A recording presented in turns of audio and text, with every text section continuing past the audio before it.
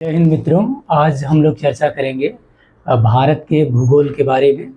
अभी तक हम लोग चर्चा कर रहे थे विश्व के भूगोल से संबंधित सारी बातें, और अब हम लोग स्टार्ट करेंगे भारत का भूगोल।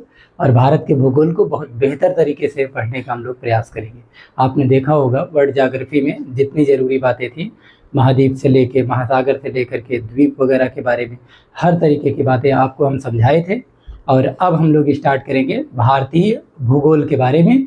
आज एक सामान्य परिचय देंगे, ठीक है, और इसमें बहुत सारी बातें सिखाने का आपको प्रयास करेंगे। आप देखिए यहाँ पर हमने अपने से जो है भारत का नक्शा बनाया हुआ है, इंडिया का मैप बनाया हुआ है, जो बहुत ही प्यारा लग रहा होगा, ठीक है। तो आप लोग भी एक फेयर कॉपी बनाएंगे, ठीक है, और भारतीय भूगोल को बहुत अच्छे से पढ़ने का प्रयास करेंगे, ठीक है। और आप देख रहे हैं अब इसी मैप के माध्यम से हम लोग सारी टॉपिक को कवर करने का प्रयास करेंगे, ठीक है। यहाँ एक बार मैप को ध्यान से देखिए। मैप में आप देखेंगे कि जैसे इसे कहा जाएगा पश्चिमी भारत, और इसे कहा जाएगा पूर्वी भारत, और ऊपर जो है इसे कहेंगे उत्तरी भारत, और नीचे का जो भारत है इसे कहेंगे दक्षिणी भारत। सबसे पहले हम लोग जान लेते हैं कि मैप पर हम लोग भारत को जो है दिखाते हैं कहाँ, दक्षिण में, यानी कि दक्षिणी एशिया का जो विस्तार है वही आता है भारत में, है ना। तो भारत दक्षिणी एशिया में पड़ता है। कहाँ? हम लोग एशिया महाद्वीप में है, यानी भारत कहाँ है? एशिया महाद्वीप में है। और एशिया महाद्वीप में भी कहाँ? तो दक्षिणी एशिया में है। सबसे पहले ये जानेंगे। दूसरी बात ये जानते हैं कि हिंदुकुश पर्वतमाला, यानी हिंदुकुश पर्वतमाला जो है अफगानिस्तान से लगभग लगा करके पूरा इधर यहाँ तक पूर्वांचल की पहाड़ियों तक में देखेंगे एक उत्तरी पर्वतीय श्रृंखलाएं आपको देखने को मिलेगी। बहुत ही लंबी पर्वत श्रेणी देखने को मिलेगी। और नीचे पूरा देखेंगे आपके हिंद महासागर तक का जो भाग है, इसी को हम लोग कहते हैं भारतीय उपमहाद्वीप, यानी कि इंडियन सब कॉन्टिनेंट, ठीक है। भारतीय उपमहाद्वीप कहते हैं, ठीक है। तो आप समझिएगा, यहाँ पर सबसे पहले हम लोग जानते हैं इसके बारे में कि ऊपर की तरफ क्या है कि उत्तरी पर्वतीय क्षेत्र है, नीचे क्या है हिंद महासागर, और इधर देखेंगे पूरब की तरफ तो क्या है बे ऑफ बंगाल, यानी कि बंगाल की खाड़ी, और इधर क्या है अरेबियन सी, क्या है अरब सागर, है ना। तो इधर बंगाल की खाड़ी, इधर अरब सागर, और नीचे की तरफ क्या है इंडियन ओशन, यानी कि हिंद महासागर। तो इस तरीके से हम देखते हैं कि भारत का जो दक्षिणी भाग है वो त्रिभुजाकार है, यानी कि ट्रायंगुलर शेप है, और तीन तरफ से जल से घिरा हुआ है। इसी को हम कहते हैं क्या, प्रायद्वीपीय भारत। क्या बोलते हैं? प्रायद्वीपीय भारत, यानी कि पेनिनसुलर इंडिया। तो जैसे आपसे कोई पूछे कि प्रायद्वीप से तात्पर्य किससे है, तो आप बताइएगा कि प्रायद्वीप उस स्थलीय भाग को कहा जाता है जो तीन तरफ से जल से घिरा होता है, जैसे कि हम लोग यहाँ पर देख रहे हैं। देखिएगा, तो ये भाग जो है आपका कैसा है, ये भाग है प्रायद्वीपीय। कैसा है? प्रायद्वीपीय भारत है ये। प्रायद्वीपीय भारत यानी कि पेनिनसुलर इंडिया क्यों कहा जाता है, हमने आपको बताया। इधर बंगाल की खाड़ी, इधर क्या है अरब सागर, और नीचे क्या है हिंद महासागर, ठीक है। और इसमें समझने वाली बात जो है वो ये है कि इधर देखेंगे तो इसे कहा जाएगा पश्चिमी भारत। क्या बोलते हैं? इसे पश्चिमी भारत बोलते हैं, इसे पूर्वी भारत बोलते हैं, ठीक है। और इधर ऊपर उत्तरी भारत है ही। तो कहानी क्या है आप ये समझिए। तो जैसे आपसे पूछा जाए कि ग्लोब पर जो है वो भारत की लोकेशन क्या है, अवस्थिति क्या है, तो आप बताइएगा कि ग्लोब पर एशिया महाद्वीप को दक्षिण में दिखाया गया है। कहाँ? दक्षिण में दिखाया गया, दक्षिण में प्रदर्शित किया जाता है। और उत्तर की तरफ भारत के क्या है नवीन मोड़दार पर्वत हैं, और दक्षिण की तरफ क्या है हिंद महासागर है। मेरे ख्याल से इतनी छोटी सी बात समझ में आ गई होगी, ठीक है। बाकी जो पहाड़ियाँ वगैरह हैं इन सबको हम लोग आगे चल करके पढ़ेंगे, लेकिन अभी आप मोटा मोटा समझिए कि जब आपसे भारतीय उपमहाद्वीप पूछा जाए तो आप यही समझाएंगे, उत्तर में विशाल पर्वतमालाएं और नीचे हिंद महासागर तक ये पूरा विस्तार है। इसी को क्या कहा जाता है? भारतीय उपमहाद्वीप कहा जाता है। क्या ये बात समझ में आई आप लोगों को? समझ में आ गई है। और दूसरा हमने आपको क्या समझाया कि प्रायद्वीप क्या है या भारतीय प्रायद्वीप क्या है, तो आप बताएंगे कि ये दक्षिणी भारत जो है ये तीन तरफ से प्रायद्वीप जल से घिरा हुआ है, तो इसी को हम क्या बोलते हैं प्रायद्वीपीय भारत या प्रायद्वीपीय भाग। बात समझ आई? ये भी आपको समझ में आ गया होगा। एक शब्द और जान लेते हैं यहीं पर, अंतरीप क्या होता है, केप क्या होता है, ठीक है। आपने कभी ना कभी तो जरूर ये नाम सुना होगा, क्या? केप कमोरिन, है ना। केप को ही हिंदी में अंतरीप कहते हैं। आपने अगर ये नाम नहीं सुना होगा तो आपने नाम सुना होगा क्या, कन्याकुमारी अंतरीप। अंतरीप एक ऐसा पतला सकरा भाग होता है ना, जैसे ये स्थलीय भाग है और ये पतला होता चला गया है, और एक समय के बाद जब यही भाग क्या होता है, जलीय क्षेत्र में प्रवेश कर जाता है, ठीक है, तो इसी को बोलते हैं क्या, अंतरीप। जैसे आपने नाम सुना होगा विश्व भूगोल पढ़ते समय क्या, केप ऑफ गुड होप, है ना, उत्तमाशा अंतरीप का नाम सुना होगा, है ना। तो जैसे उत्तमाशा अंतरीप, ऐसे ही यहाँ पर देखेंगे क्या, कन्याकुमारी अंतरीप या फिर केप कमोरिन भी कह सकते हैं, जो कि तमिलनाडु में स्थित है। क्यों कहा जाता है इसे केप, क्योंकि ये ऐसा सकरा भाग है जो कि सागर में, महासागर में स्थित है, ठीक है ना, और जिसके 3 तरफ समुद्र होता है। अगर आप यहाँ आके देखेंगे तो इसके पश्चिम में क्या है, तो इधर है क्या, अरब सागर, इसके पूरब में क्या है, बंगाल की खाड़ी, और दक्षिण में क्या है, तो हिंद महासागर। जहाँ पर 3 सागर मिल रहे होते हैं उसे क्या कहा जाता है, अंतरीप कहा जाता है। तो मेरे ख्याल से ये भी आप वर्ड समझ गए होंगे, क्या, एक तो केप और दूसरा क्या, पेनिनसुलर इंडिया क्या है, ठीक है। इतनी बात समझ में आ गई आपको। अब आपको और कुछ बातें हैं खास तौर पर जिनको मैं समझाना चाह रहा हूँ, आप ध्यानपूर्वक देखिएगा, आपको बहुत बढ़िया समझ में आएगा, ठीक है। सब कुछ ठीक चल रहा है जी, चलिए बढ़िया है। अब देखिए इधर, जैसे ये भारत है, तो भारत में हम देखते हैं कुछ बिंदु के बारे में, जैसे भारत के पूर्वी बिंदु के बारे में, पश्चिमी बिंदु के बारे में, उत्तरी बिंदु के बारे में और दक्षिणी बिंदु के बारे में। परीक्षा में मिलान करने के लिए आता है, और कभी कदार कैसे क्या ऑप्शन रखे जाते हैं उसके बारे में भी हम आपको बताएंगे, बस आप ध्यानपूर्वक देखते रहिएगा। बस सबसे पहले आप इधर आकर के देखेंगे क्या, पूरब की तरफ, तो पूरब में देखेंगे इधर है अरुणाचल प्रदेश, ठीक है, और अरुणाचल प्रदेश से ही सटा है, अगर आप मैप में देखेंगे तो क्या है, म्यांमार, ठीक है। पहले भारत का ही हिस्सा हुआ करता था, लेकिन वर्तमान में क्या है, भारत से अलग है म्यांमार, तो म्यांमार से सटा हुआ है अरुणाचल प्रदेश।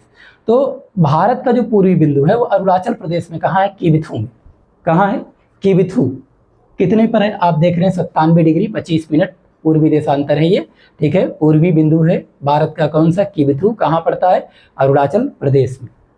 कभी कभी क्या करता है ना, किबिथू ऑप्शन में नहीं रखता है, तो आपको लगता है कि मास्टर गलत पढ़ा दिया, नहीं, किबिथू अगर ऑप्शन में नहीं देता है तो वहाँ पर वलांगू ऑप्शन में रखेगा। क्या रखेगा, वलांगू रख देता है, तो इसलिए इस पॉइंट को भी आप नोट करिएगा। दूसरा, आप देखेंगे भारत का पश्चिमी बिंदु अगर देखना चाहें तो पश्चिम में क्या है, ये गुजरात है।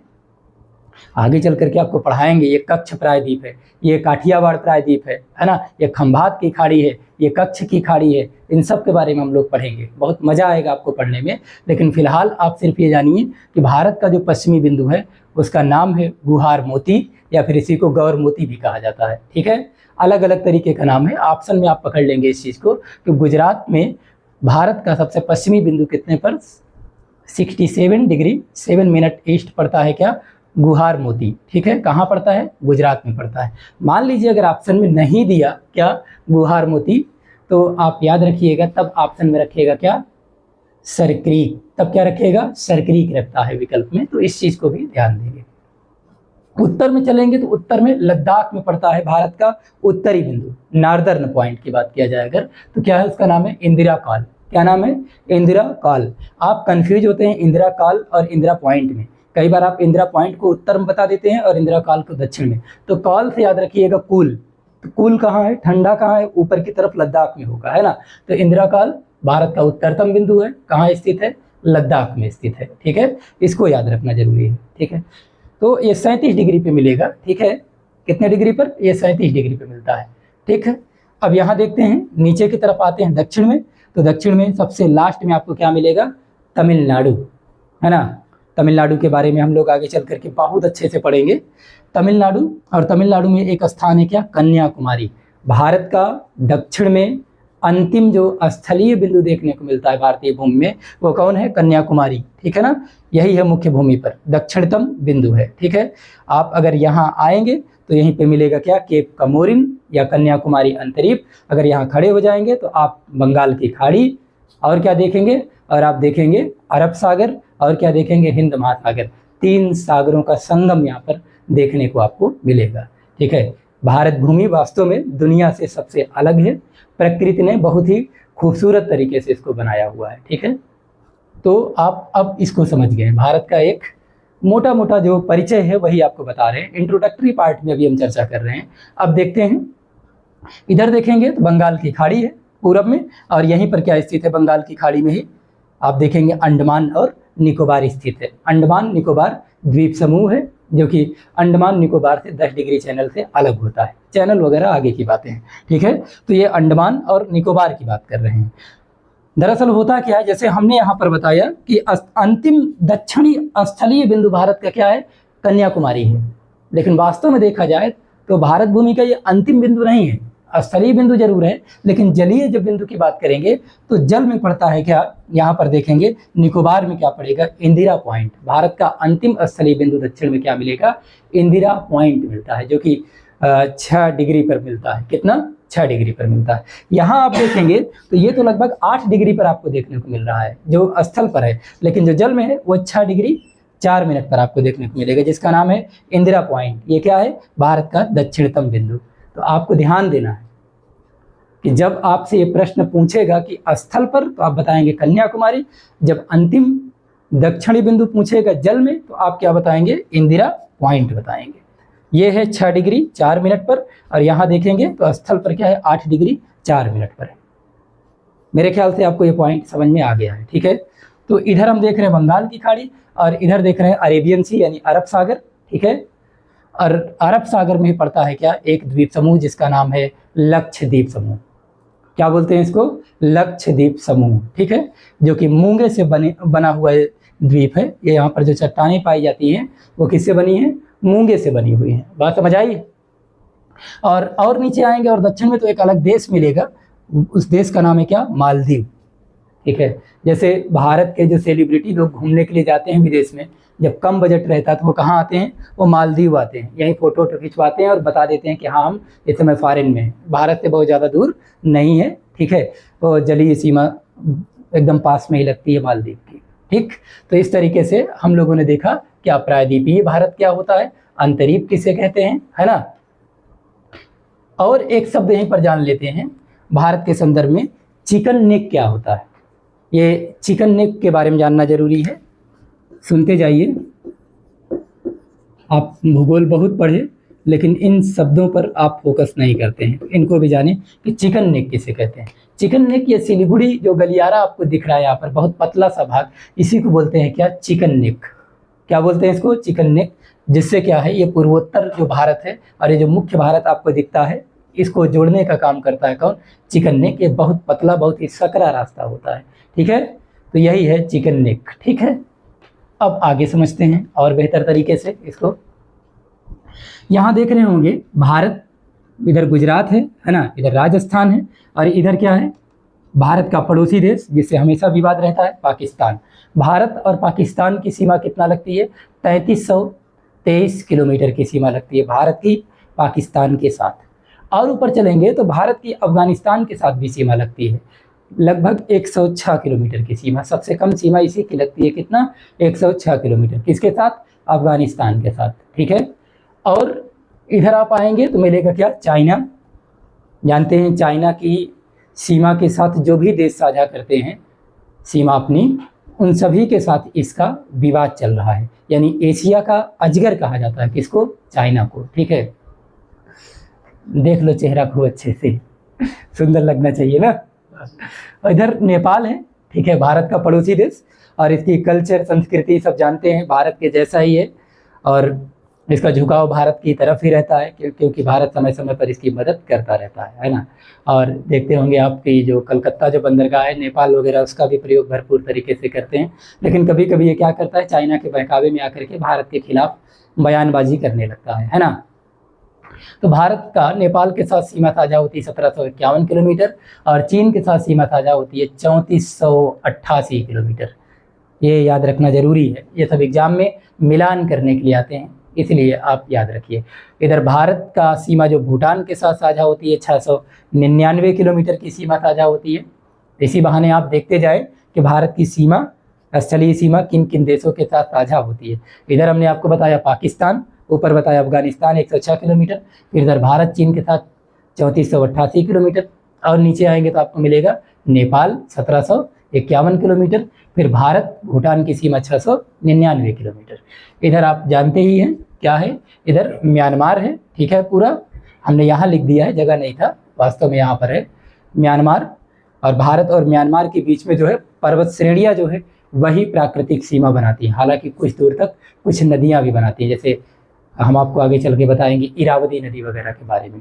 ठीक है, कितनी सीमा साझा करता है ये? 1643 किलोमीटर। म्यांमार की सबसे लंबी नदी का नाम साल्विन है, आप लोग आगे पढ़ेंगे इसको भी। ठीक है, और क्या, भारत की जो सबसे ज़्यादा जो सीमा साझा होती है अंतर्राष्ट्रीय सीमा, वो होती है बांग्लादेश के साथ। किसके साथ?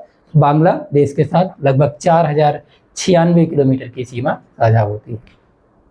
तो इस तरीके से आपको हम बता रहे थे क्या स्थलीय बाउंड्री जो साझा करता है भारत अन्य देशों के साथ, ये कहानी। और कुछ बातें भी हैं जो आपके एग्जाम में पूछी जाती हैं और आपके लिए आवश्यक है, उनको भी देख लेते हैं। सब लिखा हुआ है।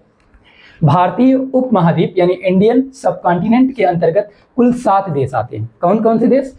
वो देखते हैं जो सटे हुए भारत है, जैसे भारत है, और कौन है? पाकिस्तान है, बांग्लादेश है, नेपाल है, भूटान है, श्रीलंका है, और कौन है? मालदीव है। और यहीं पर ऑप्शन में अगर म्यांमार रख दिया तो आप गलत कर देंगे तुरंत। क्या इसमें कहीं आपको म्यांमार दिख रहा है? बिल्कुल नहीं। म्यांमार जो है भारतीय उपमहाद्वीप के अंतर्गत नहीं आता है।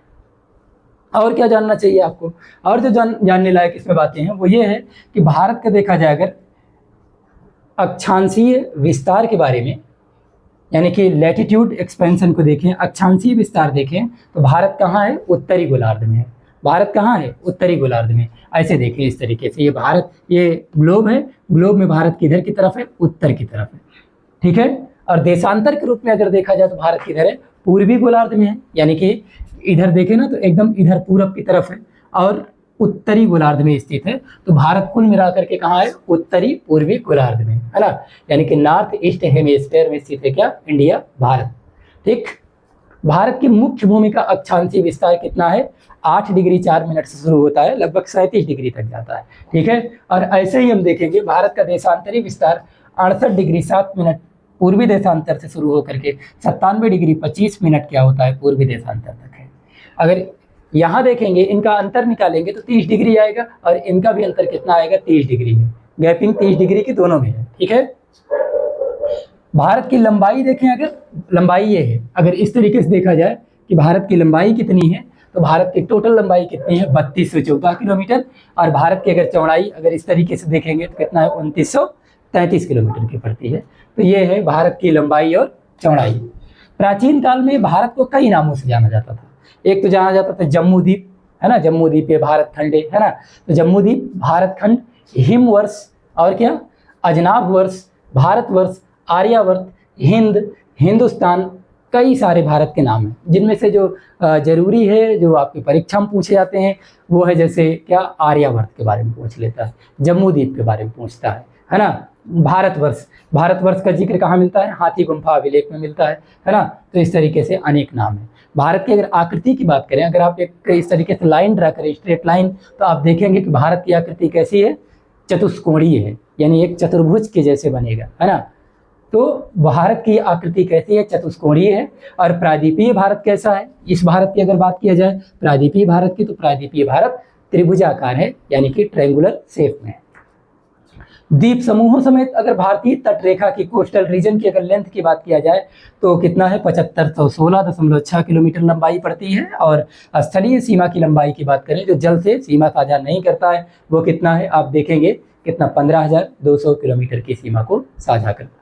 मतलब सीमा क्या साझा करता है? मतलब लंबाई आपको बता रहे हैं जो जल से नहीं है सटी हुई, है ना।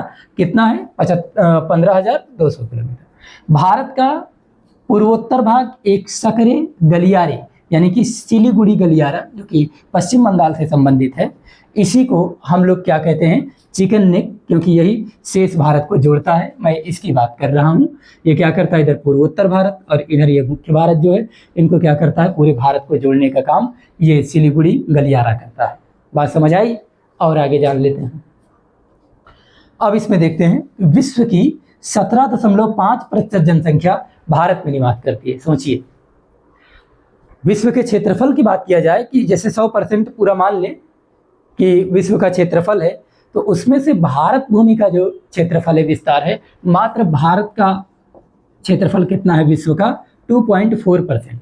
और इस 2.4% पर कितनी जनसंख्या निवास कर रही है? 17.5% जनसंख्या निवास करती है। है ना। तो याद रखिएगा केवल भारत का कितना है क्षेत्रफल, 2.4% है विश्व का, जिस पर कितना जनसंख्या निवास करती है, 17.5% जनसंख्या निवास करती है। और भारत का जैसे अगर आप देखना चाहें क्या क्षेत्रफल कितना है, तो 32,87,263 किलोमीटर भारत का क्षेत्रफल है ना। ये भी जानना जरूरी है। तो इस तरीके से हमने आपको वो बातें बताया जो आपके परीक्षा में पूछी जाती है, और एक परिचय की क्लास में भारत के भूगोल से संबंधित जो परिचय की क्लास है उसमें हमने बताया। तो भारत कहाँ है, तो हम लोग बताएंगे कि भारत जो है एशिया महाद्वीप में स्थित है, दक्षिणी एशिया में स्थित है। देखिएगा, ध्यान समझिएगा, भारत विश्व का 7वां बड़ा देश है। क्षेत्रफल की बात कर रहा हूँ, जनसंख्या की बात नहीं कर रहा हूँ, ठीक है। और भारत एशिया का 3रा सबसे बड़ा देश है। यहाँ गलती मत करिएगा, आप विश्व में तो जानते हैं कि 7वां बड़ा देश है, लेकिन एशिया में 3रे नंबर पर बड़ा देश है, और दक्षिणी एशिया में पहले नंबर पर भारत का स्थान है क्षेत्रफल के मामले में। और जनसंख्या में तो दुनिया जानती है कि हमने दुनिया में सबसे ज़्यादा जनसंख्या दिया है ना। तो इस तरीके से हमने देखा आज भारत एक परिचय। आपको क्लास कैसी लगी आप लोग बताइएगा इसके बारे में, ठीक है। और इसमें किसको क्या मतलब नहीं समझ आया वो भी कमेंट करके आप लोग बताया करिए। और आप लोगों से एक छोटा सा प्रश्न है हम करेंगे आपसे कि बफर स्टेट क्या है, इसका जवाब आप लोग कमेंट बॉक्स में जरूर दीजिएगा, ठीक है। और अगर आपको नहीं भी आता है तो अगली क्लास में हम आपको जब समझाना शुरू करेंगे, जैसे कर्क रेखा वगैरह के बारे में, और मानक रेखा क्या है, भारतीय समय रेखा के बारे में, तो आपको बहुत अच्छे से समझाने का प्रयास करेंगे।